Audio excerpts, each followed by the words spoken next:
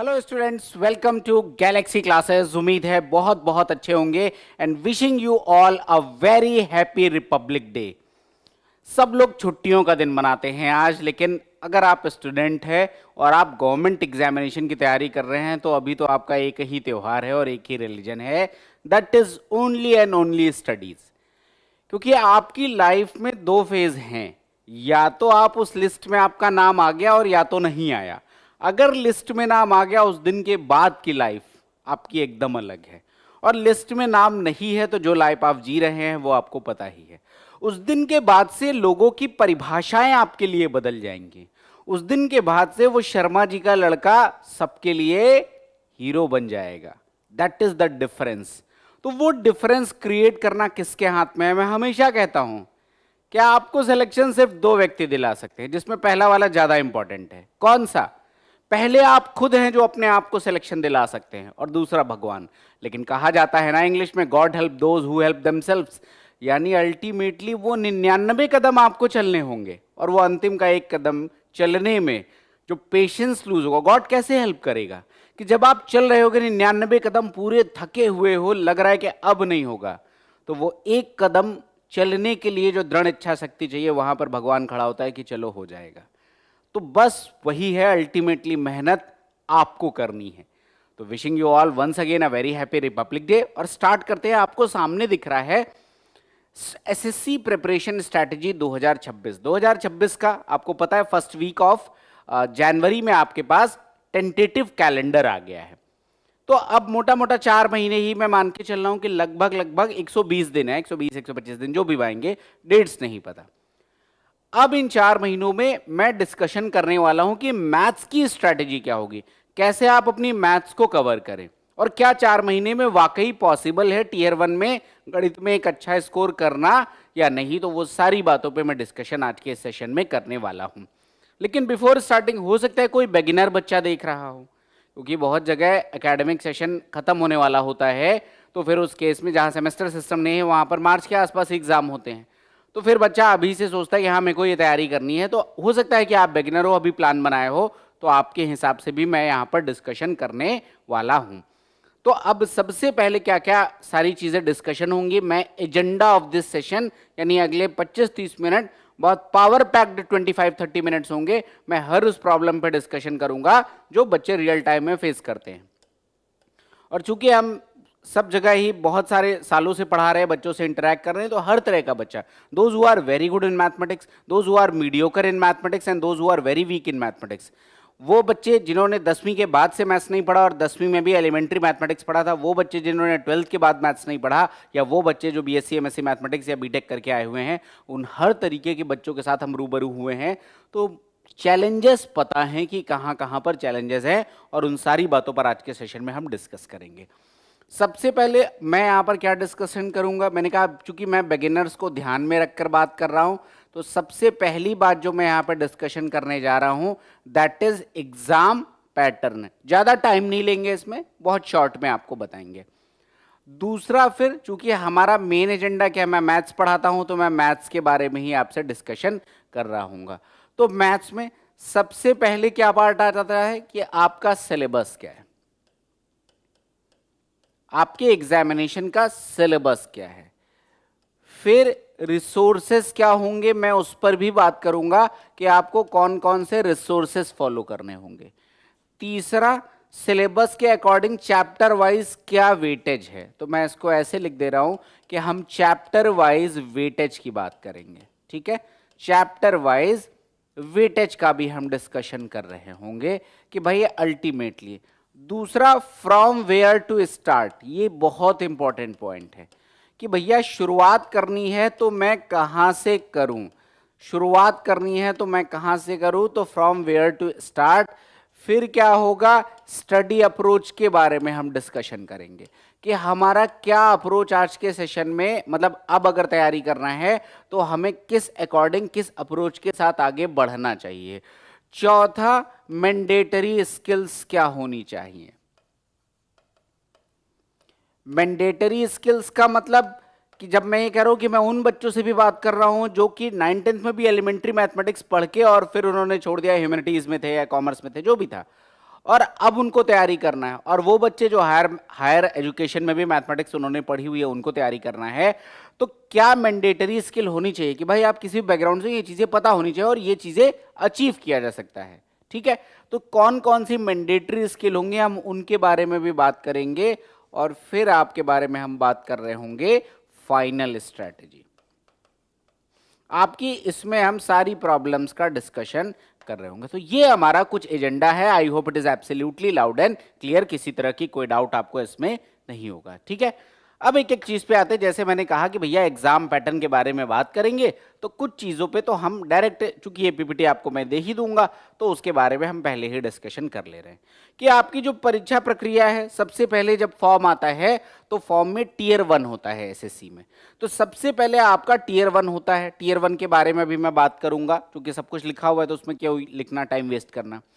फिर आपका टीयर 2 और टाइपिंग टेस्ट यानी स्किल टेस्ट होता है। टाइपिंग टेस्ट अब मैंडेटरी है, और हम जब से ये मोबाइल वाला जमाना, और हम काफ़ी हद तक, हम ऐसा अब बहुत कम होगा कि कोई बच्चा कंप्यूटर देखा ही नहीं है, तो हमारी एक लेवल की स्पीड होती है, बस उसको थोड़ा सा शार्पन करना होता है, अपने एरर्स को थोड़ा सा कम करना होता है। डीवी क्या है, फिजिकल मेडिकल क्या होता है, ज्वाइनिंग, तो भाई ज्वाइनिंग वाला तो डी डे होता है आपकी लाइफ में, यानी गोल्डन। आपकी लाइफ के जो पन्ने होंगे, कुछ फेजेस आएंगे। बर्थ आपका सबसे पहला फेज है, जैसे हिंदी में कहते हैं ना 16 संस्कार, तो यहाँ पर भी उन संस्कारों में एक संस्कार का नाम नहीं दिया गया, और वो संस्कार कौन सा है, वो जॉब लगने वाला संस्कार, क्योंकि इसके बाद लाइफ पूरी बदलने वाली है। मैंने कहा ना, लोगों की परिभाषाएं आपके लिए बदलेंगी। अब क्या है भाई, सिलेक्शन प्रोसेस, तो ये सारी बातें मैं बता चुका हूं, तो यही चीज है, इसमें कुछ ऐसा है नहीं। अब देखो, जो टीयर 1 है, मैंने कहा इसमें ज्यादा टाइम नहीं लूंगा, क्विक जल्दी से बात कर ले रहे हैं कि 4 सब्जेक्ट आपके पास आते हैं। कौन कौन से, मैथ, रीजनिंग, इंग्लिश और जीएस। तो रीजनिंग आपका टोटल कितने आते हैं, 25 क्वेश्चन 50 मार्क्स के। जीएस कितना आता है, अगेन 25 क्वेश्चन 50 मार्क्स का। मैथ्स कितना आता है, जिसके बारे में आज हम डिस्कशन करेंगे, 25 क्वेश्चन 50 मार्क्स का। और इंग्लिश 25 क्वेश्चन और अगेन 50 मार्क्स का, यानी 100 मार्क्स का टोटल पेपर होता है, और 100 क्वेश्चंस का टोटल पेपर होता है, और 200 मार्क्स होता है। निगेटिव मार्किंग 1/4 होती है, मतलब हर एक सही क्वेश्चन करने के लिए आपको 2 नंबर मिलते हैं, लेकिन अगर आपने गलत कर दिया तो आधा नंबर काट लिया जाता है। बस इतनी सी बात है, और ये सिर्फ सीजीएल की मैं बात कर रहा हूं। अगर मैं सीएचएसएल की बात करूंगा तो टीयर 1 का एग्जाम पैटर्न एकदम सेम होता है। अगर मैं सीपीओ की बात करूंगा, यानी कि आप दिल्ली पुलिस में या फिर पैरामिलिट्री फोर्सेस में सब इंस्पेक्टर की पोस्ट देख रहे हैं, तो वहां पर सारे सेक्शन में 50-50 क्वेश्चन, और हर क्वेश्चन 1 मार्क्स का हो जाता है। लेकिन सिलेबस सेम है तो स्ट्रैटेजी सेम ही काम करेगी, आपको कोई टेंशन की बात यहां पर नहीं है। सिंपल सी बात है, इसमें ज्यादा हमें कोई टाइम लेने की बात नहीं। 1 घंटे का आपका पेपर होता है। अब आते हैं कट ऑफ के बारे में। कट ऑफ में आपको बहुत ज्यादा वेरिएशन देखने को मिलेगा। क्यों मिलेगा, यहां से लेकर अगर मैं यहां तक की बात करूं, तो यहां पर वेंडर आपका टीसीएस था, यहां पर वेंडर इस बार चेंज हुआ, एडुक्विटी आ गया, तो आपको वो कट ऑफ में भी वेरिएशन देखने को मिल रहा है। तो चूंकि ये तो सिर्फ एक आइडिया के लिए आपको देख लो कितना ज्यादा वेरिएशन है, लेकिन अगर आप इस बार आओ, क्योंकि वेंडर चेंज है, तो अब आगे फिलहाल अंटिल फर्दर नोटिस यही रहने वाला है। तो अब अगर आप देखोगे तो यहां पर 2025 का रिजल्ट अभी कुछ ही दिन पहले आया है, और 2025 का रिजल्ट जो रिवाइज्ड कट ऑफ है वो मैंने यहां पर मेंशन किया है। तो अगर यूआर कैटेगरी के लिए, अनरिजर्व्ड कैटेगरी के लिए बात करो, तो आपका 136.4 ये 200 में से आपका कट ऑफ है। इसके बाद भी डेसिमल में लिखा होता है कट ऑफ, वो रिक्वायर्ड नहीं है, हमें मोटा मोटा आइडिया लग गया। बाकी फिर अगर आप ईडब्ल्यूएस कैटेगरी के लिए बात करोगे तो आपको एक आइडिया लग रहा हो कि मोटा मोटा 9 मार्क्स का डिफरेंस है ईडब्ल्यूएस और यूआर में। ओबीसी आप देख रहे हो तो लगभग 6 मार्क्स का डिफरेंस है ओबीसी और यूआर में। अगर आपने एससी कम्युनिटी देखा तो दिस इज 115, दिस इज 106। लेकिन देखो, मैं हर बार कहता हूं कि कट ऑफ सिर्फ एक आइडिया के लिए होता है। कट ऑफ सिर्फ एक आइडिया के लिए होता है। अल्टीमेटली आप अगर सिर्फ इस कट ऑफ के लिए तैयारी कर रहे हो तो things will be difficult for you, फिर आपके लिए दिक्कत है। आपकी तैयारी, अनलेस अगर पेपर कोई अचानक से आसान आ जाए, फिर तो बात ही अलग है, फिर तो कट ऑफ ऊपर ही जाएगा जैसा पिछले सालों में दिख रहा है। लेकिन जैसा आया है पेपर, अगर ऐसा ही रहता है तो भी आपको 150 नंबर की मिनिमम तैयारी करनी चाहिए। यही अगर मैं पिछले साल बात कर रहा होता, वेंडर नहीं चेंज हुआ होता, तो मैं आपको 160 नंबर की बात कर रहा होता। लेकिन अगर मैं प्रेजेंट सिनेरियो की बात करूं तो मिनिमम 150 नंबर चाहिए, ठीक है। और उस 150 नंबर में आपका 50 मार्क्स कहां से आता है, गणित से आता है। अब मन में बहुत सारा सवाल है कि गणित में 50 में 50 आ जाएंगे, तो देखो प्रैक्टिकल अनुभव से एक बात कह रहा हूं कि जीएस में 50 नहीं आ सकते। इवन 50 में 40 रेयर आते हैं, 50 में 35 कुछ चुनिंदा 1% 2% बच्चों के होंगे, 1% भी शायद ज्यादा होगा नंबर। 50 में 30 वहां पर 2% बच्चे होंगे, उससे नीचे स्कोर रहता है। तो वहां पर तो आप मतलब मैं आप किसी को डीमोटिवेट नहीं कर रहा हूं, लेकिन फैक्ट ये है कि आपके 50 में 30 से ऊपर लाने वालों की संख्या कम है। लाया जा सकता है, बिल्कुल लाया जा सकता है, लेकिन कम है। तो 15-20 नंबर का स्कोप तो वहीं पर आपका कुल मिलाकर छूट जाता है, ये बात तय है। अब बचे 3 सेगमेंट, अंग्रेजी, रीजनिंग और मैथ्स। अब यहां पर अंग्रेजी में पेपर थोड़ा सा बड़ा, 1-2 क्वेश्चन छोड़ के लाया जा सकता है, रीजनिंग में 1-2 क्वेश्चन छोड़ के लाया जा सकता है, मैथ्स में भी 1-2 क्वेश्चन छोड़ के लाया जा सकता है। लेकिन हमारी प्लान क्या होना चाहिए कि भाई 1-2 क्वेश्चन भी क्यों छोड़ें। तो हम 50 आउट ऑफ 50 की पूरी तैयारी करेंगे, जो बच्चे लेके आते हैं।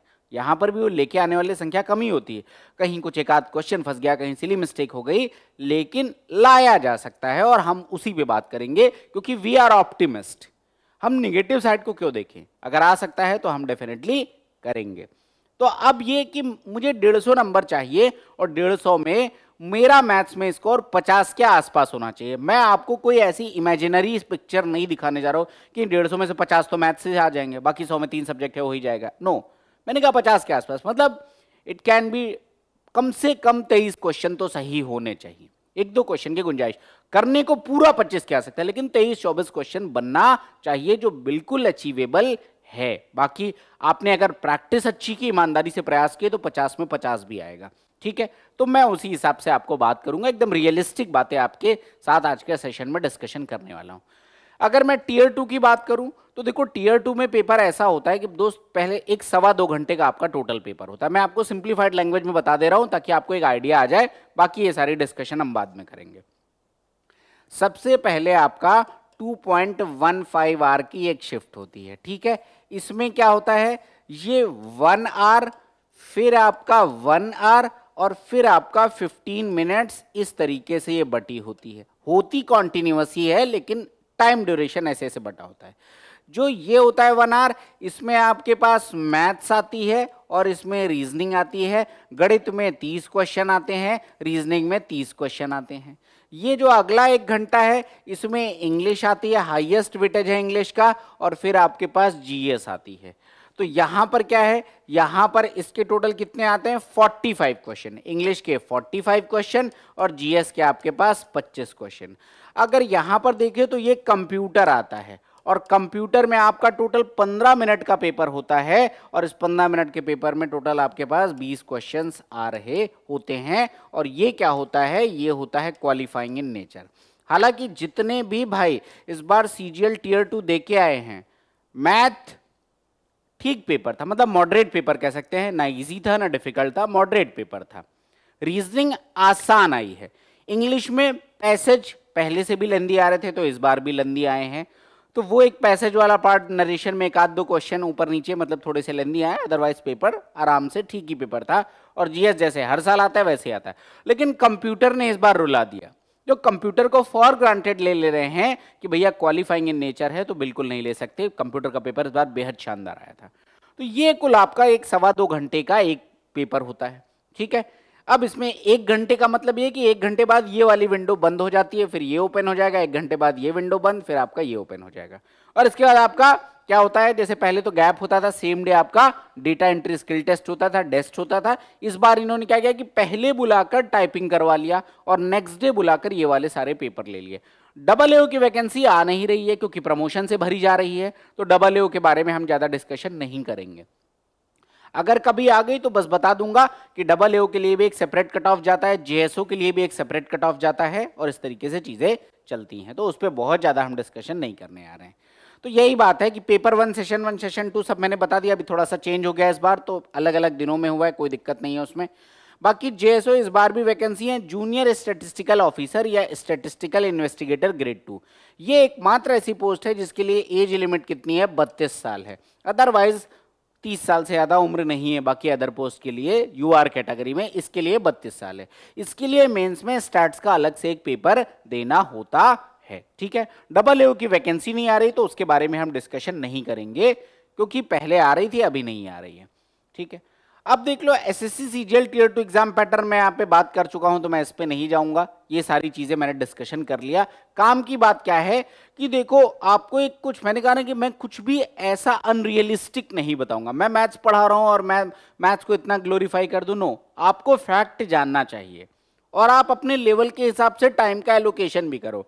अगर आप पूरा आप देखोगे सारा हिसाब किताब, तो उसमें से गणित का वेटेज सिर्फ 23% है। गणित का वेटेज सिर्फ 23% है, रीजनिंग का वेटेज सिर्फ 23% है, रीडिंग कॉम्प्रिहेंशन और इंग्लिश का वेटेज 35% है, यानी हाईएस्ट वेटेज है, और जीएस का 19% है। लेकिन आप जब पाओगे तो देखोगे बच्चा गणित में ज्यादा परेशान रह रहा है। एक शुरू से एक फोबिया बना दिया गया है कि गणित बहुत कठिन है, गणित नहीं होगा तो क्या होगा। यह भी फैक्ट है कि जब कट ऑफ इतना ऊपर जा रहा है तो इनमें से किसी भी सब्जेक्ट के बिना सिलेक्शन नहीं हो सकता। गणित को लेकर मेंटल बैरियर ज्यादा है कि नहीं गणित तो बहुत कठिन होगी, गणित कैसे होगी, क्या होगा, ये मेंटल बैरियर बहुत ज्यादा है, लेकिन बिल्कुल अचीवेबल है। सिर्फ 23% वेटेज है आपके पूरे सिलेक्शन में, लेकिन ये हावी होता है, ये भी एक फैक्ट है, क्योंकि मेंटल बैरियर अगेन बहुत ज्यादा है। ठीक है, ये स्टैट्स एंड ऑल के पेपर में अब मैं डिस्कशन नहीं करूंगा, आपका 100 क्वेश्चन 200 मार्क्स के आते हैं। अगर टीयर 2 के कट ऑफ की बात करूं तो ये ईयर वाइज कट ऑफ है, मतलब इतने नंबरों पर अंतिम पोस्ट मिली। लेकिन कोई भी बच्चा जो सीजीएल की तैयारी करता है, कम से कम अगर वो पहला अटेम्प्ट दे रहा है, तो अगर ठीक ठाक है तो बच्चा इसलिए तैयारी नहीं करता है कि मुझे टैक्स असिस्टेंट बनना है, मुझे पोस्टल असिस्टेंट, शॉर्टिंग असिस्टेंट बनना है, इसलिए नहीं तैयारी करता। बंदे का ख्वाब होता है मुझे इनकम टैक्स इंस्पेक्टर बनना है, वर्दी वाली जॉब चाहिए तो एक्साइज इंस्पेक्टर बनना है, या फिर मुझे असिस्टेंट सेक्शन ऑफिसर बनना है, या फिर बहुत सारे बच्चे जिनको आइडिया है कि मुझे मिनिस्ट्री ऑफ एक्सटर्नल अफेयर्स में जाना है। इस तरीके की एस्पिरेशन होती हैं। और अगर आपकी भी एस्पिरेशन ये है तो ये कट ऑफ सिर्फ एक आइडिया के लिए मैं दे रहा हूं, this is not your cut off. आपको इसके लिए फाइट नहीं करना है, आपको इसके ऊपर 25-30 नंबर के ऊपर की फाइट कर ली है, तभी आप अपनी मनचाही पोस्ट पाओगे। और इस जो विसीएस साइकिल है, विसीएस साइकिल का मतलब there are an number of students who are preparing for last 3 years, 4 years, 5 years. Reason, क्योंकि भैया उनको लगता है कि इस बार टीए हो गए हैं, अगली बार ऑडिटर हो गए हैं, उसके बाद जेएसए, कुछ भी, मतलब लेट्स से स्टैटिस्टिकल इन्वेस्टिगेटर हो गए, या मान लो उस पोस्ट के लिए नहीं भरे, डिविजनल अकाउंटेंट हो गए, फिर इनकम टैक्स। तो 4 साल क्यों देना, 1 साल में ही मेहनत करो। तो इसके ऊपर 20-25 नंबर की मार्जिन आपको लेके चलनी है, इसलिए मैं एम्फेसाइज नहीं कर रहा हूं। ये कैटेगरी वाइज कट ऑफ कोई मतलब नहीं है, तो मैं इस पर डिस्कशन नहीं करूंगा। ये सब कुछ मैंने बता दिया है। तो अब मैं आता हूं जो मैंने आपसे कहा था, सिलेबस। अब देखो सिलेबस पे ये सारा एग्जैक्ट वही लिखा है जो आपके एग्जामिनेशन पैटर्न में लिखा है कि भैया number system, algebra, so and so. मतलब मोर और लेस इसमें से कोई भी चैप्टर ऐसा नहीं है जो कि आप 10वीं के बाद आपके जीवन में पहली बार इंट्रोड्यूस हुआ हो, कोई भी ऐसा चैप्टर नहीं है। लेकिन फैक्ट ये भी है कि जो अप्रोच आपका पहले था, उस अप्रोच को थोड़ा सा बदलने की जरूरत है। तो मैं सिलेबस पे भी बहुत ज्यादा ऐसा डिस्कशन नहीं करूंगा कि क्या है, बस आपको एक आइडिया देने के लिए कि number system, arithmetic, algebra, geometry, mensuration, trigo, coordinate, DI, या फिर number system, arithmetical operations, algebra, geometry, mensuration, trigo, statistics, probability, DI, ये सारे चैप्टर्स आपके आते हैं एग्जाम में। अब इसके बाद वेटेज एंड ऑल तो सेकेंडरी बातें हैं। सबसे पहली बात मैं क्या बताना चाहता हूं कि इनमें से कोई भी ऐसा चैप्टर नहीं है जो 10th के बाद इंट्रोड्यूस हुआ है, जो 10th के बाद इंट्रोड्यूस हुआ है। ठीक है, लेकिन अब सवाल ये आता है भैया कि मेरी तो गणित, मुझे गणित छोड़े 5 साल हो गए हैं, मुझे गणित छोड़े 7 साल हो गए हैं, अब क्या, मैं तो सब भूल चुका हूं, अब क्या, क्या मुझे किसी टीचर का कोर्स डायरेक्ट जाके परचेज कर लेना चाहिए, फिर भी नहीं समझ में आ रहा, ये भी प्रॉब्लम्स आती है। देखो, whomsoever is teaching, they all are absolutely great, लेकिन आपको ये समझना है कि अगर मुझे प्यास लगी है तो कोल्ड ड्रिंक शायद थोड़ी देर के लिए आपको सहूलियत दे दे, लेकिन प्यास तो नहीं बुझेगी, उसके लिए पानी ही चाहिए होगा, ये फैक्ट है। तो आपको अपनी नीड समझनी है और उस नीड के अकॉर्डिंग अपनी स्ट्रैटेजी को प्रिपेयर करना है। तो अगर आप एकदम गंडागोल है, मतलब कुल मिलाकर आपको एकदम नहीं समझ में आ रहा है कि मेरी मैथ्स 5 साल से छूटी, 8 साल से छूटी है, तो सबसे पहली बात मैं यही कहूंगा भैया कि 9th एंड 10th की किताब उठाओ, एनसीईआरटी, आरडी शर्मा या फिर आरएल अरोरा, कोई जो भी किताब आती है, किसी भी बोर्ड की उठा लो, हिंदी में हो तो मनोहर रे उठा लो, ये अगर चल रही है तो, हमारे समय तो वही चलती थी।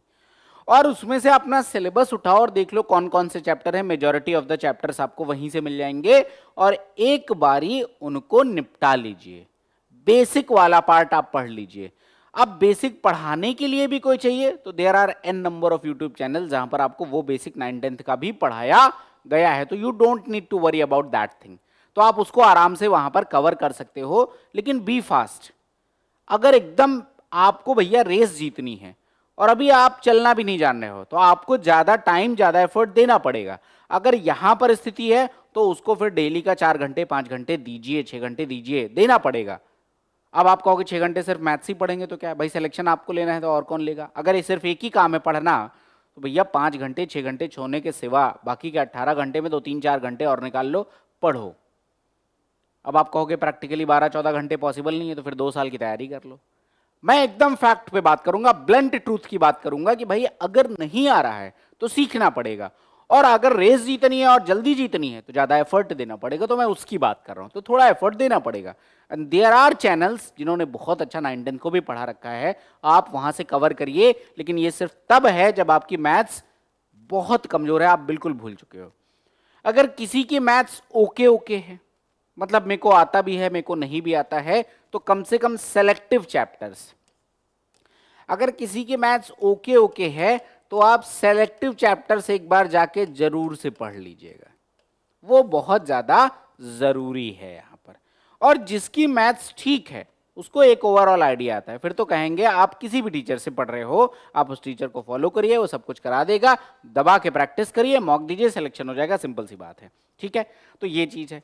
दूसरा, मैंने लास्ट में एक जगह लिखा था क्या मैंडेटरी स्किल है, क्या मैंडेटरी स्किल है। तो देखो मैंडेटरी स्किल में एक बात आती है भैया, कैलकुलेशन।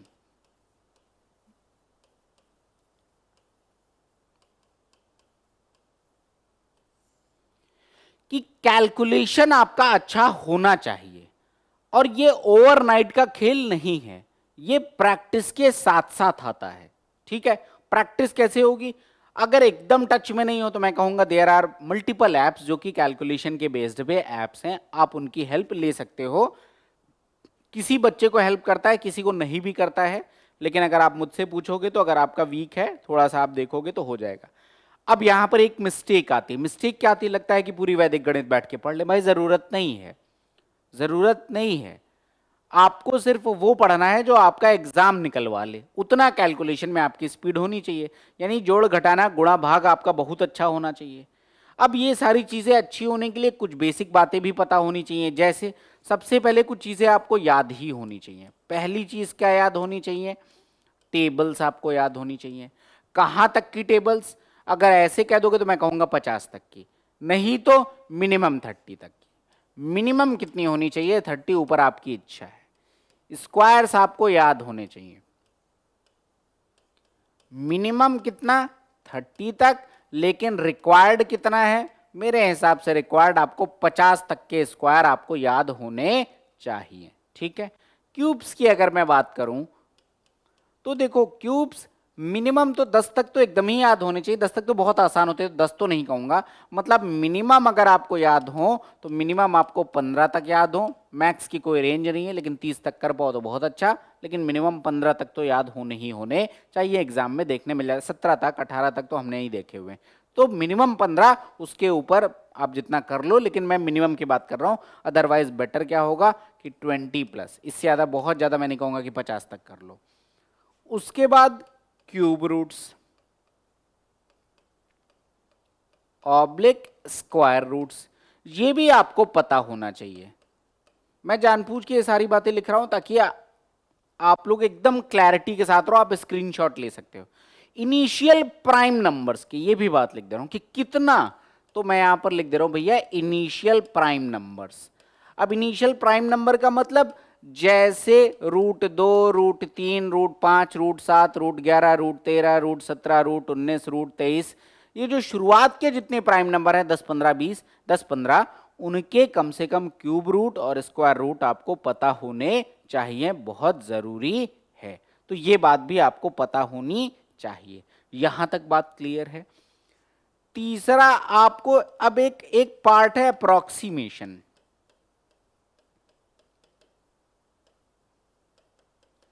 इसका आइडिया होना चाहिए। हालांकि एक इंडिपेंडेंट टॉपिक है, लेकिन एक कॉमन सेंस बेस्ड ही टॉपिक है।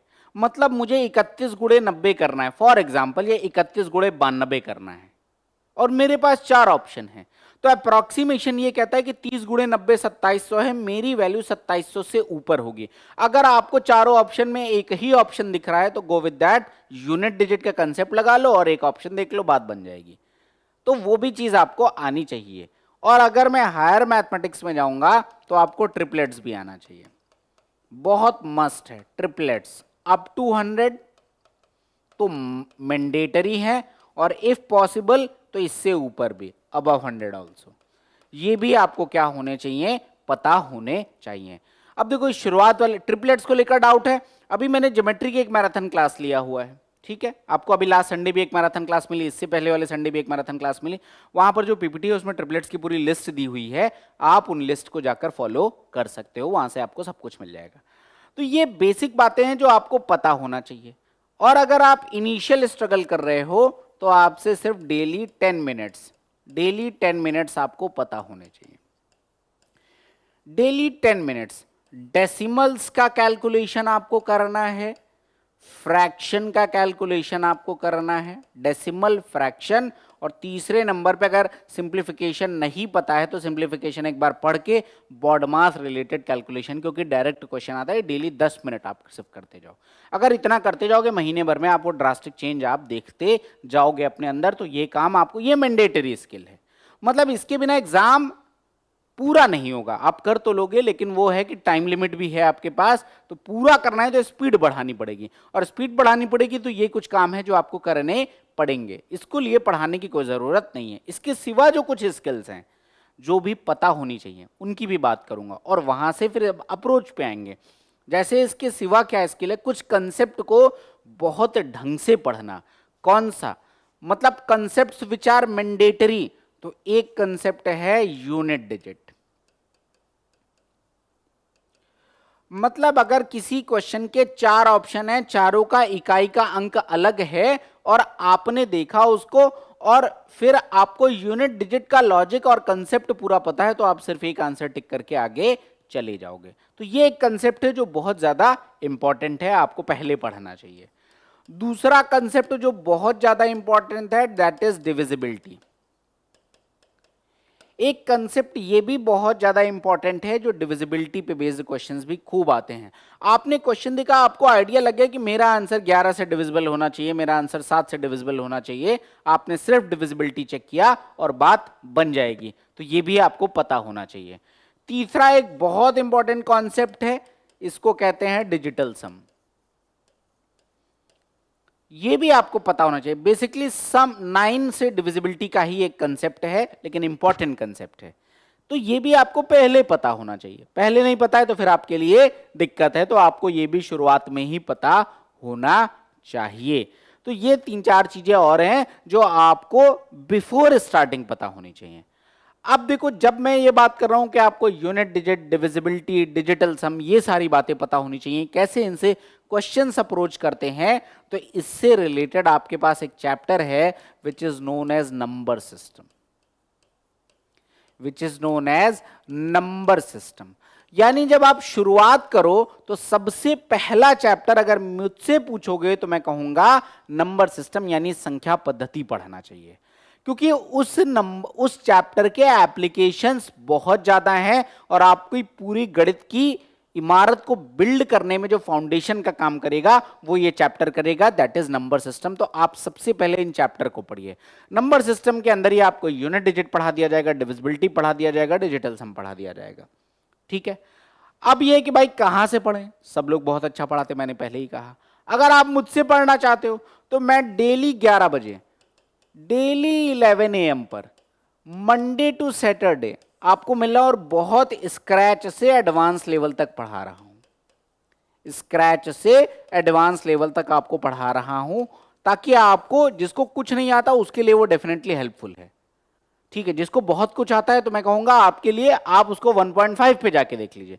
लेकिन अगर आपको कुछ नहीं आता तो जिस स्पीड पे पढ़ाया गया उस स्पीड पे पढ़िए, आपको चीजें क्लियर हो जाएंगी, तो आप उसको फॉलो कर सकते हैं। ये कंसेप्ट आपके लिए बहुत ज्यादा इंपॉर्टेंट है, आपको शुरुआत में करना होगा।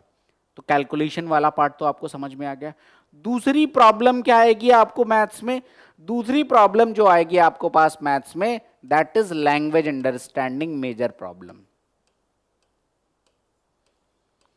लैंग्वेज अंडरस्टैंडिंग, लैंग्वेज अंडरस्टैंडिंग का मतलब क्या होता है? जैसे मैं दो स्टेटमेंट दूं, मैं एक कहूं कि P is 6 times as large as Q और P is 6 times greater than Q, और मैं जब क्लासेस में जाता हूं तो 50% बच्चा 40% बच्चा इस स्टेटमेंट को डिफरेंशिएट नहीं कर पाता। बच्चे को अगर मैं एलसीएम निकालना सिखा दूं तो वो उसको समझ में आ जाता है, लेकिन अगर किसी क्वेश्चन को दे दिया और कहा आप बताओ क्या निकालना है, तो शायद ना समझ में आए कि भाई इसमें एलसीएम निकालना है, एचसीएफ निकालना है। ये तो सिंपल एग्जांपल है, लेकिन बहुत जगह इसका यूज होता है। तो वो लैंग्वेज कैसे आएगी उसके बारे में भी हम बात अभी आगे करेंगे, ठीक है। तो यहां पर तो आ गए। अब देखो, जो मैं चैप्टर वाइज वेटेज की बात कर रहा था, इस लिस्ट पे मैं डिस्कशन नहीं करूंगा। 2025 तक का अपडेटेड है, किस टॉपिक से कितने कितने क्वेश्चन आए हैं, ये सिर्फ आपके लिए रेफरेंस के लिए है। जो मुझे डिस्कशन करना है कि ट्रेंड क्या है, ताकि आपको भी एक पहचान होना कि मुझे किस हिसाब से टाइम एलोकेट करना है। तो देखो दोस्त, अगर आप इस ट्रेंड को बहुत ध्यान से देखोगे तो ओवरऑल ट्रेंड ये निकल के आया है कि अलजेब्रा का वेटेज 10% है, ट्रिगो का वेटेज 12% है, ज्योमेट्री का वेटेज आपके पास 16% है, डीआई का वेटेज आपके पास 16% है। अभी मन में सवाल आएगा कि कह रहे थे कि नंबर सिस्टम पहले से पढ़ लो, वेटेज 5% है। मैंने कहा कि वो कुछ चीजें दिखती नहीं है। इमारत दिखती है लेकिन नींव नहीं दिखती, और नींव सुंदर भी नहीं होती। लेकिन इमारत सुंदर बनाने के लिए नींव का मजबूत होना जरूरी है, सुंदर होना नहीं। ये बात क्लियर है? तो इसीलिए नंबर सिस्टम ये वो नींव है जो जितनी मजबूत होगी उतनी इमारत खूबसूरत बनेगी। आपकी जो ये कंसेप्ट्स हैं ये आपको पहले पता होंगे। अगर डे 1 से आपने अपनी तैयारी की शुरुआत से अगर आपको यूनिट डिजिट समझ में आता है, उसकी हेल्प से आंसर निकालना समझ में आता है, आपको डिजिटल सम समझ आता है, उसकी हेल्प से आंसर निकालना समझ आता है, आपको डिविजिबिलिटी की हेल्प से आंसर निकालना समझ में आता है, आपके कैलकुलेशंस अच्छे हैं, आपको नंबर्स की पहचान है, तो आपके लिए आगे बहुत चीज़ें आसान होने वाली हैं। इसलिए ज़रूरी है, ठीक है। तो डायरेक्ट क्वेश्चन कम आ रहे हैं, लेकिन इनडायरेक्ट क्वेश्चन काफ़ी ज़्यादा उसकी हेल्प मिलती है। तो अगर मैं इनको बात देखूं तो देखो, geometry, trigo, algebra, even mensuration पूरी मिला दो तो मोटा मोटा 5% की बात बन रही है। हालांकि ये कभी कभी ज़्यादा भी हो जाता है, हमने तो एवरेज लिया है, ठीक है। तो ये प्लस आपके पास डीआई, तो एक बड़ा वेटेज है इन सेक्शन का। तो क्या यहीं से शुरुआत कर देना चाहिए? नहीं, this is not the right approach. लेकिन इंपॉर्टेंट है, मोटा मोटा मैं कहूं कि आपका सिलेबस 2 पार्ट में बटा हुआ है, एक अर्थमेटिक सेक्शन और एक एडवांस सेक्शन। यही पार्ट तो बटा हुआ है। अगर आप देखो, ये सब मैं पे डिस्कशन नहीं कर रहा हूं, ये आपके रेफरेंस के लिए, आप लोग इसको देख लीजिएगा। तो मैंने कहा कि अर्थमेटिक सेक्शन और एडवांस में बटा हुआ है, और दोनों का वेटेज मोर और लेस बराबर है। मतलब 10-5% ऊपर नीचे होते रहते, मैंने कहा मोर और लेस बराबर है। मतलब लगभग अगर मैं 25 क्वेश्चन की बात करूं तो 12-13 क्वेश्चन यहां से और 12-13 क्वेश्चन यहां से आते हैं। कभी इसके 13 उसके 12, या इस तरीके से चीजें चेंज होती हैं। अगर मेंस में मैं बात करूंगा तो आउट ऑफ 30 भी मोर और लेस वेटेज यही रहने वाला है। लेकिन आपको लगेगा कि यहां पर चैप्टर कौन कौन से हैं, तो मैं जरा यहां के चैप्टर्स के नाम बता रहा हूं। पहला चैप्टर जो यहां पर आता है दैट इज ज्योमेट्री। दूसरा चैप्टर जो यहां पर आता है दैट इज मेंसुरेशन। तीसरा चैप्टर जो यहां पर आता है दैट इज ट्रिगोनोमेट्री। चौथा चैप्टर जो यहां पर आता है दैट इज अलजेब्रा। और यहीं पर अलजेब्रा के अंदर ही सर्ट्स एंड इंडाइसेस इंक्लूडेड है। ट्रिगो के अंदर ही हाइट एंड डिस्टेंस इंक्लूडेड है। ज्योमेट्री में कोऑर्डिनेट भी लिख लो, कभी आता है कभी नहीं आता, लेकिन आप इसी में लिख लो। तो ये 4-5 चैप्टर है, लेकिन वेटेज 50% का रखती है। नंबर सिस्टम को भी आप इसमें रख सकते हो, ये आपकी इच्छा है, नहीं तो अर्थमेटिक का पार्ट है या इंडिपेंडेंट रख लो। तो ये 4-5 चैप्टर का वेटेज भी 50% है, और बाकी के पूरे सिलेबस का वेटेज भी 50% है। लेकिन आपको स्टार्ट यहां से नहीं करना। लेकिन ये सबके लिए नहीं है, मैं एक बात फिर से कह रहा हूं, ऐसे भी स्टूडेंट मैंने देखे हैं जिनको ये एडवांस बहुत आसान लगती है, अर्थमेटिक कठिन लगती है, ठीक है। तो वो आपके ऊपर है। लेकिन जनरली अगर मैं मतलब ओवरऑल की बात करूं, इतने सालों का एक्सपीरियंस की बात करूं, तो मैंने ये पाया है कि जनरली बच्चों के हाथ जो तंग होते हैं वो इस सेक्शन में होते हैं, इस सेक्शन में नहीं होते हैं, ठीक है। तो अभी शुरुआत यहां से नहीं करनी है, शुरुआत आपको नंबर सिस्टम से ही करनी है, अर्थमेटिक में रख सकते हैं उसको, और उसके बाद आपको यहां के टॉपिक्स को कम से कम शुरुआत के 3-4 टॉपिक तो आपको बहुत अच्छे से कवर करने हैं, उसके बाद आगे बढ़ना है। मतलब अर्थमेटिक में भी मैं आपको अगर आइडिया दूं तो देयर आर 2 कंसेप्ट्स। पहला कंसेप्ट है यहां पर परसेंटेज, और दूसरा कंसेप्ट आपका पास यहां पर क्या है, रेशियो। ये 2 कंसेप्ट्स पे जिसका होल्ड है, ध्यान से सुनना मैं क्या बात कर रहा हूं, चैप्टर बहुत सारे हैं लेकिन मैं कह रहा हूं कि परसेंटेज और रेशियो, इन 2 कंसेप्ट्स पे जिसका होल्ड है उसका काम आसान है अर्थमेटिक का। तो आपको फोकस करना है इन 2 चैप्टर्स पे। अगर ये 2 चैप्टर बहुत अच्छे से आगे इन डेप्थ आपकी अंडरस्टैंडिंग है तो आपको किसी तरह की कोई दिक्कत यहां पर नहीं आएगी। तो आपको इन चैप्टर्स पे फोकस करना है, ठीक है। अब आता हूं जरा आगे कि भैया कैसे कैसे क्या ऑर्डर होने वाला है, तो मैं उस पर बात करूंगा। अब ये सारी बातें मैं आपसे पहले कर चुका हूं, तो ये सिर्फ आप भूलो नहीं, तो आपके पास सब कुछ है कि before starting focus on some basic concept. Table की मैंने बात ही कर ली, स्क्वायर्स की बात कर ली, क्यूब्स की बात कर ली, स्क्वायर रूट, क्यूब रूट, सब कुछ आपको मैंने यहाँ पे बता दिया। ये एक आइडियल सिनेरियो है, प्रैक्टिकल सिनेरियो मैंने आपको लिख के बता दिया, तो आप उसको रेफर कर सकते हो। सिंप्लीफिकेशन, अप्रोक्सीमेशन बहुत इंपॉर्टेंट है, basic numeracy, unit digit, divisibility, digital sum, ये सब आपको पहले पढ़ा होना चाहिए, जैसा मैंने पहले बताया, क्योंकि बेसिक जितना आप बढ़िया कर लोगे चीजें उतनी आसान हो जाएंगी। मतलब अल्टीमेटली देख लो, जैसे किसी इमारत की जब नींव बनाई जाती है तो नींव बहुत मोटी बनती है, बहुत ज्यादा सरिया पड़ती है, बहुत स्ट्रॉन्ग का मसाला पड़ता है सीमेंट और मोरंग का, तब जाकर वो जब स्ट्रॉन्ग नींव बनती है तो फिर ये भी कह जाता है कि भूकंप रोधी बिल्डिंग है। अब उसका मतलब ये होता है कि भाई रिक्टर स्केल पे कितनी तीव्रता है, अब 9 पे आ जाएगा तो कुछ भी नहीं सुरक्षित है, लेकिन हाँ 3, 4, 5, 6 तक सुरक्षित रहती हैं, 7 तक सुरक्षित रहती हैं, बड़ी बड़ी बिल्डिंग्स में इसका क्लेम किया जाता है। तो कुल मिलाकर वो भूकंप से बचने के लिए आपको अपनी इमारत स्ट्रांग बनाने के लिए आपको अपनी नींव स्ट्रांग करनी पड़ेगी, उसके लिए these chapters are very much important. ठीक है, आगे बढ़ता हूं। अब जो मैंने ये स्टडी अप्रोच कहा, तो देखो स्टडी अप्रोच में स्टार्ट फ्रॉम हियर, जैसा मैंने पहले आपको बताया, आपको ये खत्म करना है, ये खत्म करना है, फिर ये खत्म करना है। मतलब नंबर सिस्टम के टॉपिक मैंने पहले भी कहे, वही घूम फिर के वही आ रहा है, आपको स्टार्ट यहां से करना है। सबसे पहला आपका ऑर्डर ऑफ स्टडीज यहां से होना चाहिए। अब जैसे ये पार्ट पढ़ना है तो मैंने बताया 11 बजे से मैं पढ़ा रहा हूं, नंबर सिस्टम ही पढ़ा रहा हूं, आपकी इमारत सारी स्ट्रांग हो जाएगी। आपको बिल्कुल नहीं आता तो जैसे पढ़ाया है वैसे ही पढ़ो, आपको थोड़ा बहुत आता है तो आप देख लो, आपको जो चीजें दिक्कत लग रही है आप सिर्फ उनको पढ़ लो, बाकी स्किप कर दो। आपको ठीक ठाक आता है तो फास्ट फॉरवर्ड करके पढ़ो, नया सब कुछ ना कुछ तो आपको सब जरूर मिलेगा। और उसके बाद अब आप स्टार्ट करो यहां से, यानी कि जैसा मैंने बताया परसेंटेज और रेशियो। तो सबसे पहले ये स्टडी अप्रोच का क्या मतलब है कि अगर आपका परसेंटेज टॉपिक बहुत अच्छा हो गया एक बार, तो फिर आपको प्रॉफिट लॉस में कोई दिक्कत नहीं आएगी, आपको डिस्काउंट में कोई दिक्कत नहीं आएगी। अगर आपका रेशियो प्रोपोर्शन बहुत अच्छा हो गया तो आपको partnership, ages, mixture alligation, time and work, pipe and cistern, TSD, races, इन सारे टॉपिक्स में किसी तरह की एज सच दिक्कत नहीं आएगी। और अगर ये दोनों कंसेप्ट क्लियर हो गए तो अर्थमेटिक में तो कुछ है ही नहीं, अर्थमेटिक इसके बाहर नहीं है। एवरेज एक डिफरेंट चैप्टर है, लेकिन वो भी हम मतलब ऐसा कोई कठिन चैप्टर नहीं है, सिंपली हम आराम से उसको कर सकते हैं। तो this should be the approach. ऐसा मत करिएगा कि आज परसेंटेज पढ़ा, कल टाइम स्पीड डिस्टेंस पढ़ा, फिर परसों एवरेज पढ़ रहे हैं। No, that is not the right approach. Right approach यही है कि आप टॉपिक वाइज चीजें पहले फिनिश करिए। पहले परसेंटेज पढ़ो, फिर परसेंटेज से रिलेटेड चैप्टर्स आप फिनिश कर सकते हो। रेशियो पढ़ लीजिए, रेशियो से रिलेटेड चैप्टर्स फाइंड आउट कर लीजिए। और जब मैं शुरुआत में बता रहा था कि आपको यूनिट डिजिट की हेल्प से आंसर निकालना, डिविजिबिलिटी की हेल्प से आंसर निकालना, डिजिटल सम की हेल्प से आंसर निकालना, वहां पर रेशियो बेस्ड डिविजिबिलिटी की हेल्प से भी आंसर निकालना चाहिए। मतलब अगर दो चीजों का अनुपात 12:13 है, ऐसा क्वेश्चन की लास्ट लाइन कह रहा है कि अंतिम अनुपात 12:13 था, तो अब इसमें बताओ ए और बी का अनुपात 12:13 था, बी की मात्रा बताओ। तो दिमाग में ये सेंस होना चाहिए कि आंसर जो भी होगा वो 13 का डिविजिबल होगा। तो वो भी बड़ा इंपॉर्टेंट है, रेशियो की हेल्प से आंसर निकालना, that is very much important. तो आपका ये अप्रोच होना चाहिए, इस ऑर्डर में, इस क्लबिंग में आप चैप्टर्स को पढ़ेंगे तो आपको डेफिनेटली हेल्प मिलेगी। क्योंकि वो क्या है कि मतलब एक चैप्टर पढ़ा, उसके कंसेप्ट बहुत अच्छे से आ रहे हैं, तो उस कंसेप्ट पे बेस्ड जितने चैप्टर्स हैं वो आप इत्मीनान से करते जाइए।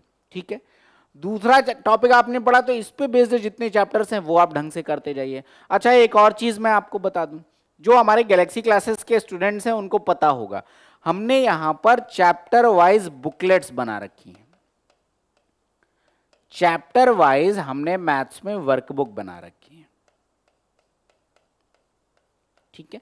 टोटल 19 वर्कबुक्स बनाई है, और इस वर्कबुक में हमने टाइप वाइज और दूसरा लेवल वाइज क्वेश्चंस को अरेंज कर रखा है।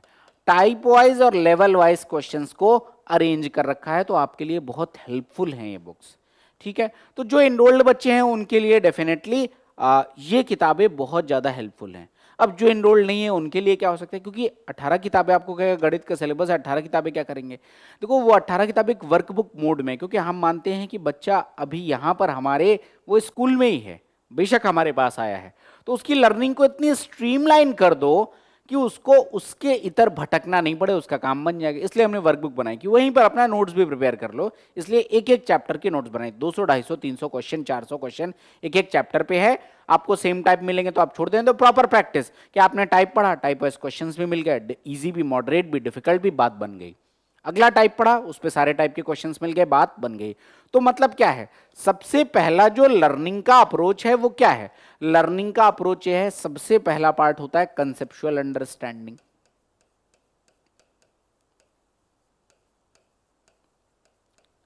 सबसे पहला पार्ट क्या है, कंसेप्चुअल अंडरस्टैंडिंग, तो ये हो गया आपका। उसके बाद नेक्स्ट पार्ट है प्रैक्टिस। नेक्स्ट पार्ट क्या है, दैट इज प्रैक्टिस। तो हमारी जो वर्कबुक है, सबसे पहले कंसेप्चुअल अंडरस्टैंडिंग आ गई, फिर आपको तुरंत प्रैक्टिस करने के लिए सेम टाइप ऑफ क्वेश्चन मिल जाए, जिससे कि आपका कॉन्फिडेंस क्या हो जाता है, बूस्ट हो जाता है। जो मैं यूट्यूब पे क्लासेस ले रहा हूं, मैं टॉपिक वाइज पीपीटीज आपको प्रोवाइड करता हूं, ताकि टॉपिक पढ़ ला, उसकी पीपीटी से आपको सारे क्वेश्चन मिल गए। लेकिन और सिस्टमेटिक पढ़ना है तो ये बुक से आपको मिल जाते हैं, जो हमारे एनरोल्ड बच्चों के लिए ही है फिलहाल, ठीक है। आपको कैसे मिल सकती है, फिलहाल तो अभी ओपन डोमेन में नहीं है, बहुत जल्दी आपको ओपन डोमेन में भी ये बुक्स मिलेंगी, यानी कि फ्लिपकार्ट, अमेजन, इन सब जगह मिल जाएगी। जब आ जाएगी आपको डेफिनेटली हम बता देंगे, तो वहां से भी आपको हेल्प मिल जाएगी। हर एग्जाम के बेहतर क्वेश्चंस का कंपाइलेशन यहाँ पर मिलेगा, मतलब उतनी किताबें कर लो, आपका सिलेक्शन हो जाएगा, दैट्स इट। एकदम बहुत बहुत लॉजिकल ऑर्डर में क्वेश्चंस को अरेंज किया गया है, तो वो चीज़ें आपको हेल्प यहाँ पर करेंगी बहुत ज़्यादा। तो ये चीज़ हो गया कि आपने एक टॉपिक पढ़ा, टॉपिक पे क्वेश्चंस का कंपाइलेशन आपने उठाया। शुरुआत में अगर आप बिगिनर हैं तो आपने टाइप वाइज क्वेश्चंस किए, और टाइप वाइज क्वेश्चंस करने के बाद फिर आपने प्रैक्टिस करके मिसलेनियस क्वेश्चंस की तरफ बढ़ गए, आपके कंसेप्ट पूरी तरीके से क्लियर हो जाएंगे। अब बात आती है कि साहब ये पढ़े कहाँ से, तो मैंने शुरुआत में ही कहा कि सारे लोग अच्छा पढ़ा रहे हैं। अब आप देख लो आपको कहाँ अच्छा समझ में आ रहा है, यही चीज़ है। मेरी बात समझ में आती है तो मुझसे 11 बजे आप आके जुड़ जाइए, किसी और की बात समझ में आती है डेफिनेटली जाके करिए। अल्टीमेटली तो एग्जाम में सिलेक्शन लेना उद्देश्य है, तो जहां से जो कुछ भी अच्छा मिल रहा है, एक संस्कृत में एक कोट है, ओम आनो भद्राह कृतो, मतलब let noble thoughts come from every side. तो कहीं से भी अच्छा मिल रहा है, ग्रैब इट, क्योंकि आपको सिलेक्शन लेना है। आपकी नजर सिर्फ मछली की आंख पर है, बाकी सारी चीजें आपको इतर कर देनी है। तो ये बात क्लियर है एकदम, कोई डाउट नहीं होगा इसमें। अब जो आता हूं कि भैया अच्छा, ये इसका नेक्स्ट पार्ट जो मैंने एडवांस के लिए कहा कि अलजेब्रा, क्वाड्रेटिक इक्वेशन और आपका पावर सर्ट्स एंड इंडाइसेस, ये एक साथ आप कर सकते हो। उसके बाद इवन पहले ये करो, फिर आप अलजेब्रा करो, फिर क्वाड्रेटिक आप करो, ज्योमेट्री, पॉलीगन, कोऑर्डिनेट एक साथ, ट्रिगो, हाइट एंड डिस्टेंस एक साथ, मेंसुरेशन एक साथ, ठीक है। जो ये प्रॉब्लम्स है, यहां पर मेजर प्रॉब्लम है जिसके बारे में मैं डिस्कशन कर रहा था, वो प्रॉब्लम क्या थी भैया कि देख लो, सबसे पहले मैंने बात किया कंसेप्चुअल। तो अगर आपको कंसेप्ट ही नहीं आ रहा फिर तो वैसे भी गणित नहीं आनी, तो सबसे पहले फोकस करो कंसेप्ट पे। जब आपको कोई कंसेप्ट समझ में आए तो सेकंड पार्ट है प्रैक्टिस पे। जब आप प्रैक्टिस करोगे तो आपको प्रॉब्लम कहां पर आएगी, लैंग्वेज में, क्योंकि एक टाइप आपने पढ़ लिया, मैंने पढ़ाया, आपने पढ़ लिया, आपको समझ में आ गया। जैसे ही क्वेश्चन की भाषा थोड़ी सी ट्विस्ट किया गया, आपको समझ में आना बंद हो गया। अब ये लैंग्वेज की अंडरस्टैंडिंग कैसे आएगी, तो देखो ये 2-4 क्वेश्चन से नहीं आएगी, आपको ज्यादा क्वेश्चन करने पड़ेंगे। अगर आपकी गणित अच्छी है तो आपको कम क्वेश्चन करने पड़ेंगे, अगर आपकी गणित वीक है तो आपको ज्यादा क्वेश्चन करने पड़ेंगे। Logic is very simple, logic is very simple, ठीक है। तो आप देख लो आप गणित के किस स्तर पे बैठे हो। अगर आप वीक हो तो आपको ज्यादा प्रैक्टिस करनी पड़ेगी, ज्यादा टाइम देना पड़ेगा। और अगर आपकी गणित मॉडरेट है तो रिलेटिवली कम, और आपकी गणित बहुत अच्छी है तो रिलेटिवली काफी कम आपको टाइम देना पड़ेगा, डिपेंडिंग ऑन कि आप गणित में अपने आप के स्तर को क्या समझते हैं। आप अपना स्तर क्या जानते हैं वो आप बखूबी खुद जानते हैं। तो यहां पर दिक्कत आती है कि जब आप कंसेप्ट समझ गए, उसके बाद जब आप प्रैक्टिस करने आए तो आपको जो सबसे पहली प्रॉब्लम क्रिएट करेगी वो करेगी क्वेश्चंस की भाषा। इसका एक तरीका तो ये हो सकता है कि उसको ब्रेक करो, मतलब उस लैंग्वेज को ब्रेक कर करके तोड़ना स्टार्ट करो। दूसरा, जब आप लर्निंग फेज में हो, जब भी आप गणित सीखने के लर्निंग फेज में हो, तो लर्निंग फेज में सबसे पहला अप्रोच ये होना चाहिए कि मुझे क्वेश्चन सॉल्व करना है, मुझे क्वेश्चन सॉल्व करना है। अभी टाइम का गैप हटा दीजिएगा, पहले तो क्वेश्चन सॉल्व करो। एक बारी सही आने लगा कि मतलब मैंने जो कंसेप्ट समझा है उसको रियल टाइम में रेप्लिकेट कर पा रहा हूं, अगर ये बात आपकी हो गई तो उसके बाद फिर हम जब क्वेश्चन आपके सॉल्व होने लगेंगे फिर हम टाइम को कम करना स्टार्ट करेंगे। अब एक मन में एक सवाल आता है, कैलकुलेशन की बात मैंने पहले ही कर लिया कि अगर आपको स्पीड बढ़ाना है तो दो ही बातें हैं। अगर आपको स्पीड को बढ़ाना है तो दो ही तरीके हैं। पहला पार्ट तो कैलकुलेशन आपका स्ट्रांग होना चाहिए, ये तो सब जगह काम आएगा, और दूसरा पार्ट ट्रिक्स। लेकिन अब जरा यहां पर मैं डिटेल में बात करना चाहता हूं, इसलिए हैश मार्क लगा दे रहा हूं। क्या सिर्फ और सिर्फ ट्रिक से सिलेक्शन होगा? नहीं हो सकता। ये जो आप रील्स देखते हो इंस्टाग्राम पे, यूट्यूब पे, इवन मैं खुद बनाता हूं, लेकिन वो क्या होता है, कुछ सर्टेन ट्रिक्स जो आपको पता होनी चाहिए सिर्फ उनके लिए। अगर मैं कहूं कि पूरे सिलेबस में कितने क्वेश्चन सिर्फ ट्रिक से सॉल्व हो सकते हैं, 5%, 8%, 10%, हद से हद। मतलब पूरे सिलेबस जो भी आपका मैथ्स का सिलेबस है एग्जामिनेशन का, वहां पर मैं ये कह रहा हूं कि हार्डली 5, 7, 8%, 10% ट्रिक्स आपकी क्वेश्चंस में आपकी लग जाएंगी, बाकी आपको बेसिक ही पता होना चाहिए। मतलब आपके जब तक कंसेप्ट्स विद बेसिक स्ट्रांग नहीं होंगे आपको कोई चीज समझ में नहीं आएगी। ट्रिक क्या है? जो बेसिक मेथड है उसका शॉर्टकट है। जो 4 स्टेप आप लिखते हो उसको सिंगल स्टेप में करने का नाम ही ट्रिक है, ठीक है। लेकिन मैंने कहा ना कि 5%, 8%, 10%, हद से हद, इनसे ज्यादा क्वेश्चंस में ट्रिक्स नहीं लगती है। तो आपको इसके पीछे नहीं भागना है, आपको हमेशा इसके पीछे भागना है। बेसिक स्ट्रांग होगा तो ट्रिक आप हमेशा लगा पाओगे। मैं हमेशा एक ही एग्जांपल देता हूं। चलने की एक प्रक्रिया है। क्या प्रक्रिया है? जब बच्चा होगा तो सबसे पहले वो क्रॉल करेगा, सबसे पहले उसे क्रॉलिंग आएगी। जब वो क्रॉल करने लगेगा फिर धीरे धीरे वो खड़ा हो पाएगा, और जब वो खड़ा होगा तो फिर धीरे धीरे लड़खड़ा कर वो चलना लगेगा। फिर लड़खड़ाहट कम होगी और वो प्रॉपरली चलने लगेगा। और जिसको चलना प्रॉपर आ गया उसको दौड़ने में दिक्कत नहीं होती है। बात समझ रहे हो कि नहीं समझ रहे हो? तो अगर आप यहां पर खड़े हो और आप सोच रहे हो अब मैं दौड़ूंगा, तो आप जीवन में दौड़ भी नहीं पाओगे, गिरोगे भी, एक्सीडेंट भी होगा और हमेशा कठिन लगेगा कि यार ये तो बहुत कठिन है। लेकिन अगर आपने प्रोसेस फॉलो किया कि क्रॉल करने के बाद खड़ा होना है, खड़े होने के बाद लड़खड़ा के चलना है, लड़खड़ा के बाद प्रॉपर चलना है और फिर दौड़ना है, तो चीजें आप जितना सिस्टमैटिक होगे उतना कम टाइम में चलोगे। मैथ्स में क्या है क्रॉल करना? सबसे पहले अगर मेरी गणित वीक है तो मुझे अपने बेसिक कंसेप्ट को स्ट्रॉन्ग करना है। और मैंने इसीलिए कोई हवाई बातें नहीं की कि मेरा बैच आके ले लो और बस सब कुछ क्लियर हो जाएगा। नो भैया, नहीं आ रही तो 9वीं 10वीं पढ़ना पड़ेगा, ऑप्शन नहीं है। तो पहले वही सीखना पड़ेगा और उसको 10 दिन 15 दिन में फिनिश करो, बस इतना ही टाइम में। सेलेक्टिव चैप्टर्स पढ़ो, सिलेबस से मैच करो, उनको फिनिश करो, उसके बाद आप अपना, तो वो वही आपकी क्रॉलिंग है, दैट्स इट। उसके बाद जब आप क्वेश्चंस करोगे, कुछ फंसेंगे कुछ नहीं फंसेंगे। शुरुआती दौर में आपकी गणित वीक है तो हो सकता है 40% क्वेश्चन हो, 60% ना हो, तो लड़खड़ा के चलोगे।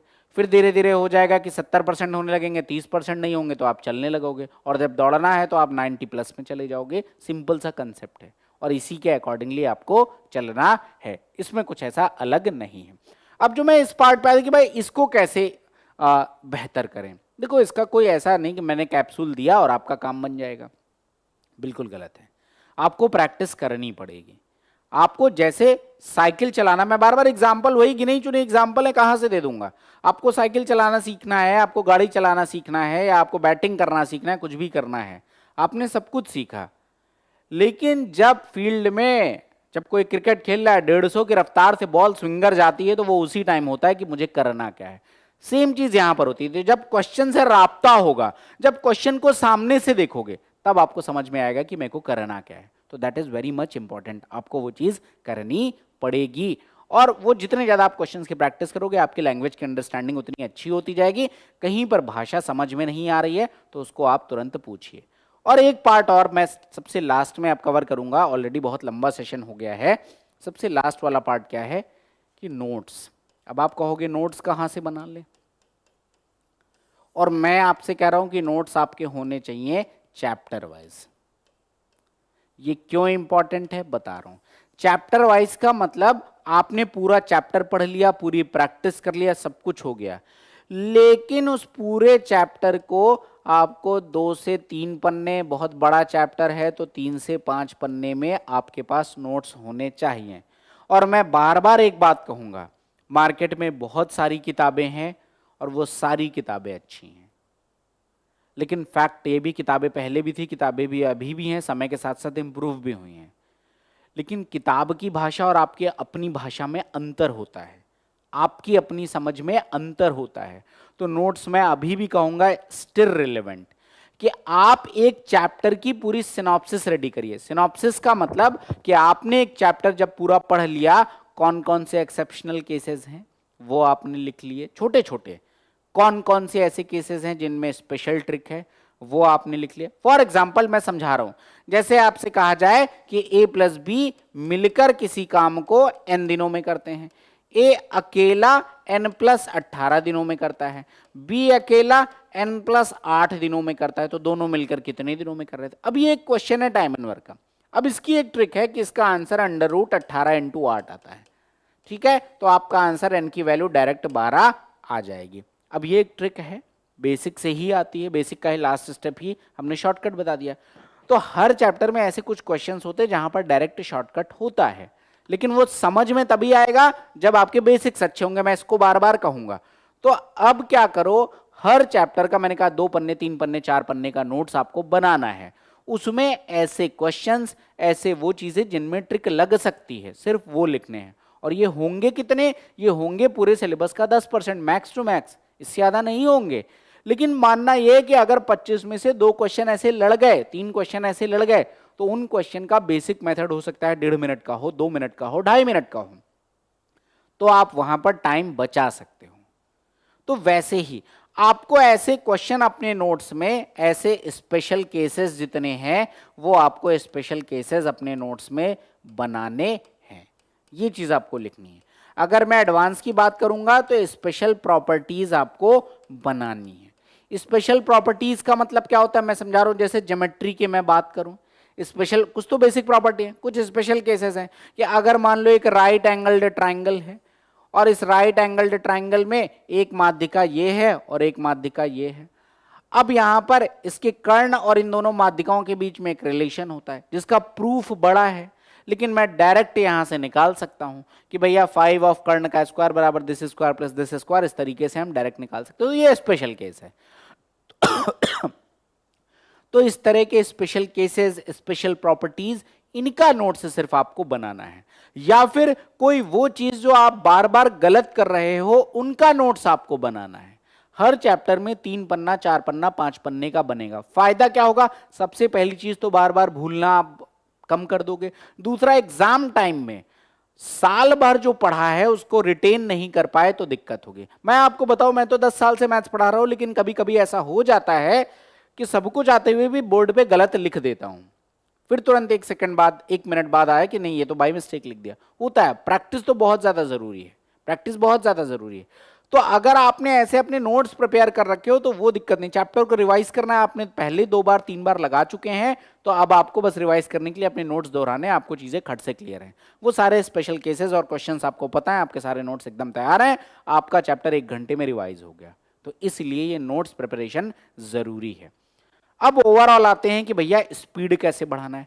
कि मेरी कंसेप्चुअल अंडरस्टैंडिंग हो गई, मैंने प्रैक्टिस भी कर लिया, मेरा कैलकुलेशन भी ठीक है, मेरे नोट्स भी प्रिपेयर हो गए, फिर भी स्पीड नहीं मेंटेन हो रही है।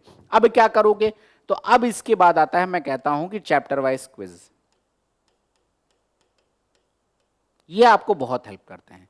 चैप्टर वाइज क्विज आपके दो चीजों में हेल्प करती हैं। पहला, स्पीड मैनेजमेंट में हेल्प करती हैं।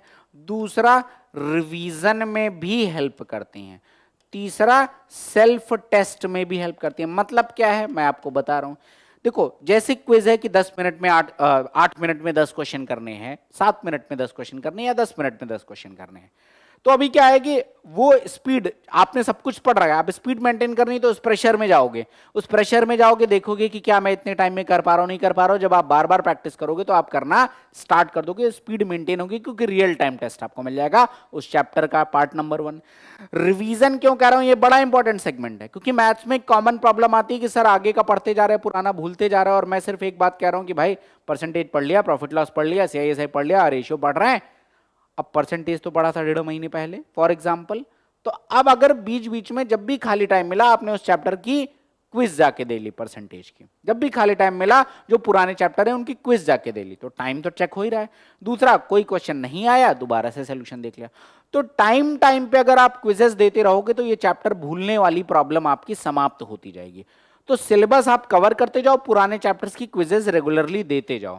उससे क्या होगा कि आप पुराने कंसेप्ट्स को भूलोगे नहीं, और जो कुछ भूले हो वो रिवाइज होता जाएगा, इसलिए इंपॉर्टेंट है। और सेल्फ टेस्ट ये है कि मुझे लगता है कि पहली बार मैंने परसेंटेज पढ़ा, 400 क्वेश्चन लगा लिए, अब सारे क्वेश्चन आते हैं, सब कुछ तैयार है, जब जाके क्विज दिया तो पता चला कि 8 क्वेश्चन सही हुए, 10 में, 15 में से 12 क्वेश्चन सही हुए।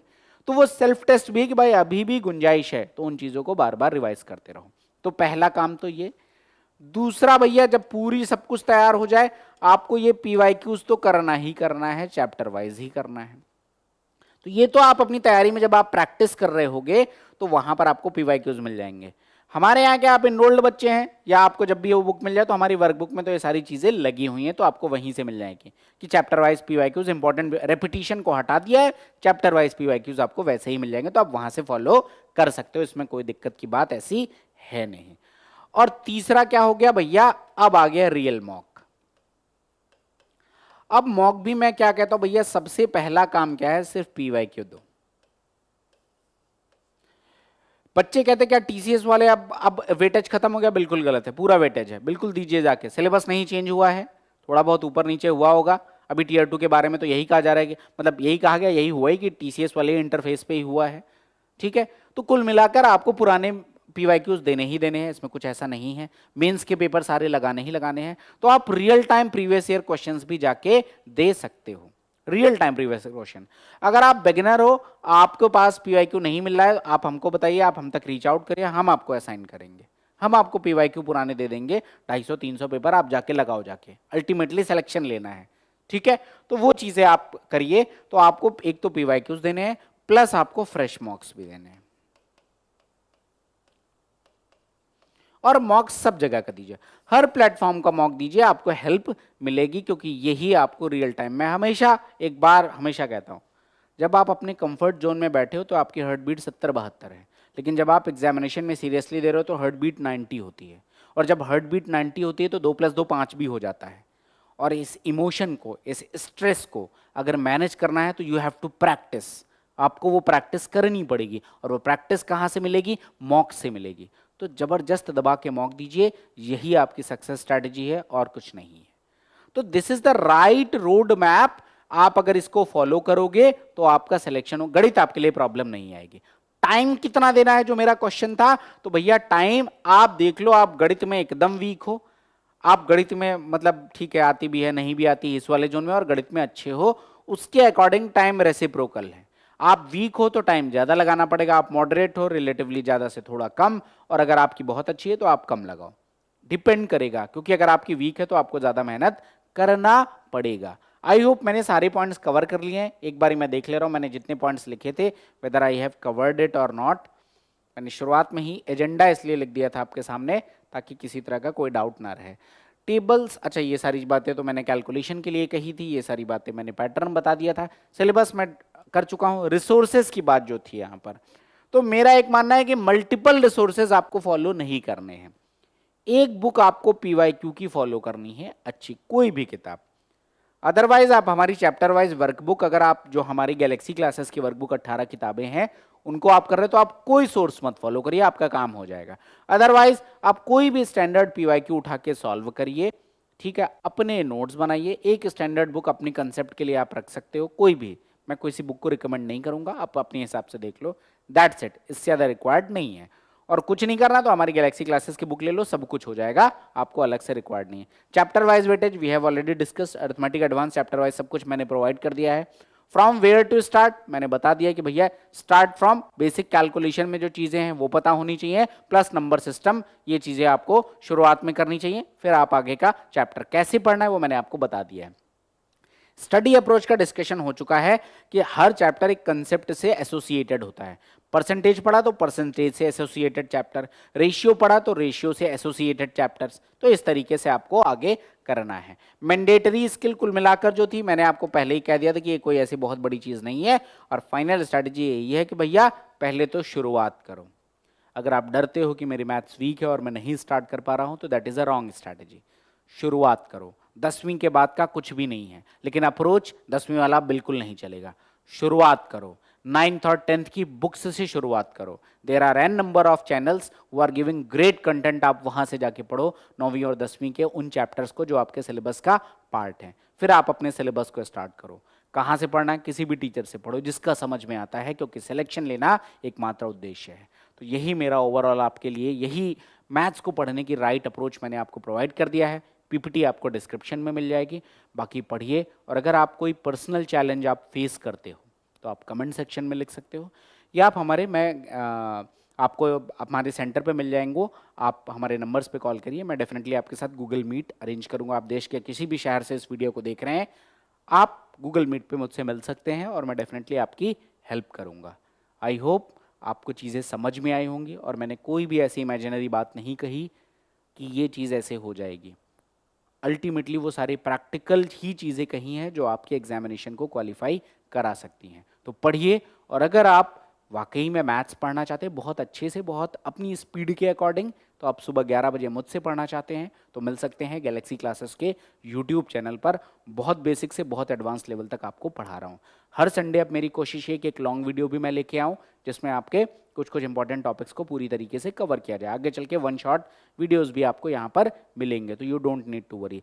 मेरी एक गोल्डन कंसेप्ट सीरीज चल रही है जिसमें आपको मैथ्स के सारे इंपॉर्टेंट कंसेप्ट पे एक डिटेल्ड वीडियो मिलेगा। उसके भी 17-18 वीडियोस आ चुके हैं, आप जाके देखिए, काफ़ी मज़ा आएगा। अगर आप बेसिक हैं, बिगिनर हैं, तो पूरे जिस स्पीड पे वीडियो शूट किया गया है उस पर ही करिए। अगर आपकी तैयारी अच्छी है तो आप थोड़ा सा फास्ट फॉरवर्ड करके भी उनको देख सकते हैं। जीएस में हमारी जो R&D टीम है वो बहुत अच्छे वीडियोस बना रही है, आप उनको जाकर देखिए, आपको डेफिनेटली हेल्प मिलेगी। मेरी तरफ से इतना ही है। Wishing you once again a very happy Republic Day. बाकी कल से क्लास में मिलेंगे और पढ़ाई करेंगे। 2026 आपके सपनों का 2026 होगा। जय हिंद।